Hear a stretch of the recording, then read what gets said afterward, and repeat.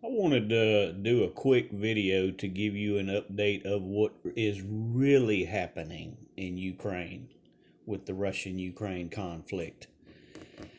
So, incredibly enough, we're seeing this back and forth accusations, and it actually began with Russia accusing the United States. Understand that.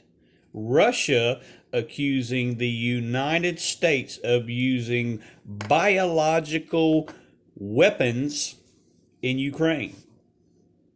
Very important to know that and understand that, and you can look it up even though the media is trying to block that. You can find that Russia has accused US of using biological weapons in Ukraine, but they haven't given the specific details to what that biological weapon is.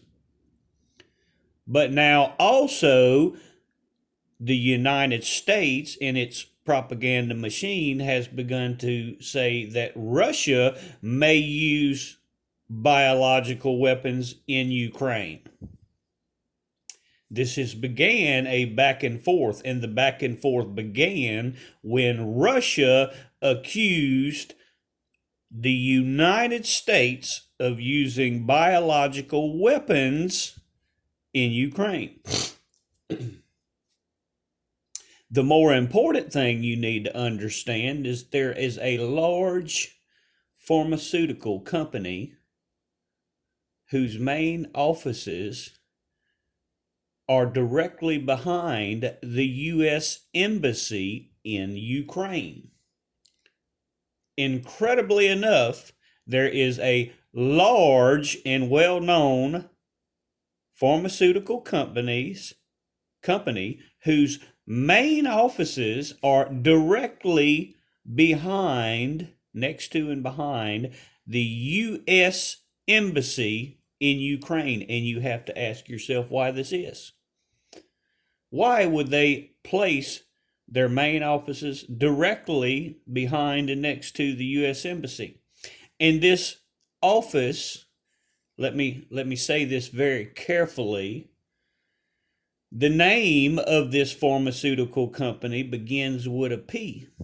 Its first letter is a P, its second letter is a Z, and its third letter is an I, because we know they're removing anything they don't really want you to know about.